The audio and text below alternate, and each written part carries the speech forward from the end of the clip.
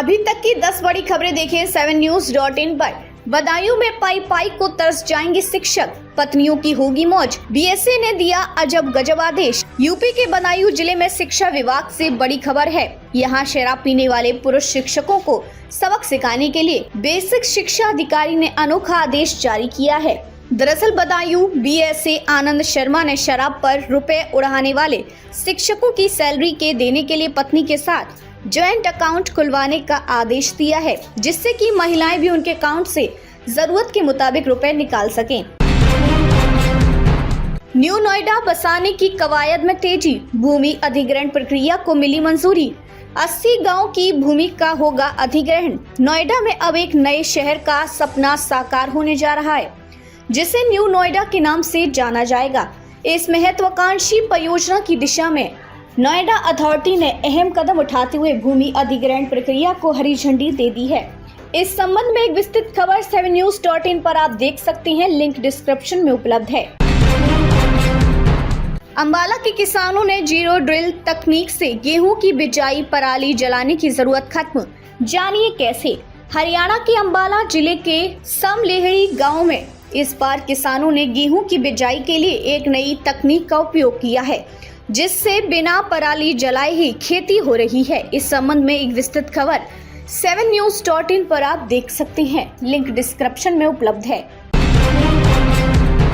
America Europe की कतार में खड़ा होगा भारत में विमान निर्माण का एक नया युग रविवार की सुबह एक बेहतरीन खुशखबरी के साथ हुई है। भारत जल्द ही अमेरिका और यूरोप जैसे देशों की कतार में खड़ा होने वाला है, जहां बड़े बड़े हवाई जहाज बनाए जाते हैं। भारत के बड़ौदा में तैयार हुआ टाटा का विमान निर्माण प्लांट देश के रक्षा क्षेत्र के लिए एक नया अध्याय लेकर आया है।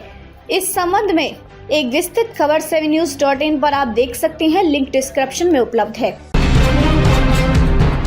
जल थल और नभ से होगी रामनगरी की सुरक्षा। अयोध्या पहुंचे एडीजी ने कही ये बात।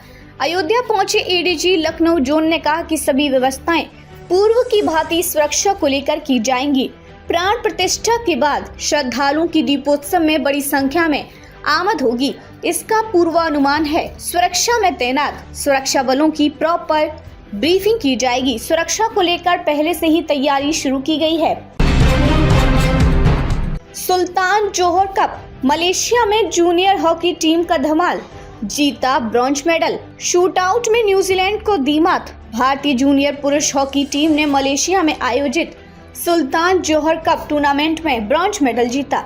टीम ने न्यूजीलैंड को शूटआउट में 3-2 से हराकर तीसरा स्थान हासिल किया। शूटआउट में भारत की तरफ से स्ट्राइकर गुरजोत सिंह, मनमीत सिंह और सौरभ आनंद कुशवाहा ने पेनल्टी को गोल में बदला, जबकि विक्रमजीत ने 3 बचाव करके भारत को जीत दिलाई। सॉलिड फ्यूल मिक्सर के बगैर पंगु हो गया ईरान का बैलिस्टिक मिसाइल प्रोग्राम। इजराइल के अचूक हमले में पूरा प्लांट हुआ नष्ट। इजराइल ने शनिवार को ईरान पर बड़ा हमला किया। इजरायली सेना ने कहा कि उसने ईरान के मिलिट्री ठिकानों को निशाना बनाया और नष्ट कर दिया। इजरायली हवाई हमलों ने ईरान की मिसाइल प्रोडक्शन यूनिट को पूरी तरह बर्बाद कर दिया है। शनिवार सुबह ईरान के खिलाफ इजराइल के हमलों ने ईरानी बैलिस्टिक मिसाइल प्रोग्राम की एक महत्वपूर्ण यूनिट को पूरी तरह नष्ट कर दिया। मतलब ये नहीं है कि भारत चीन के बीच सब कुछ सुलझ गया है। एलएसी पर समझौते को लेकर बोले विदेश मंत्री एस जयशंकर ने शनिवार को कहा कि वास्तविक नियंत्रण रेखा पर गश्त को लेकर चीन के साथ हुए समझौते का ये मतलब नहीं है कि दोनों देशों के बीच मुद्दे सुलझ गए हैं। उन्होंने समझौते का श्रेय सेना को दिया, जिसने बहुत ही अकल्पनीय परिस्थितियों में काम किया।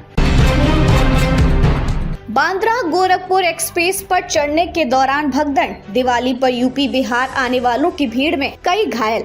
रविवार सुबह बांद्रा टर्मिनस बांद्रा पूर्व के प्लेटफॉर्म नंबर 1 पर एक बड़ी भगदड़ मच गई। यह हादसा उस समय हुआ जब train number 22-921 Bandra Gorakhpur express platform पर खड़ी थी और यात्रियों की भारी भीड़ जमा हो गई। इसी बीच प्लेटफॉर्म पर भीड़ अधिक होने के कारण स्थिति बेकाबू हो गई और भगदड़ मच गई। लेबनान की राजधानी बेरूत आधी रात फिर धमाकों से गूंजी। लेबनान की राजधानी बेरूत के दक्षिणी उपनगरों में रात भर हुए विस्फोटों के चलते कई किलोमीटर तक इमारतें हिल गईं। आसमान से होती बमबारी के चलते दहिया पड़ोस में कम से कम एक इमारत जमींदोज हो गई और कारें जल गईं।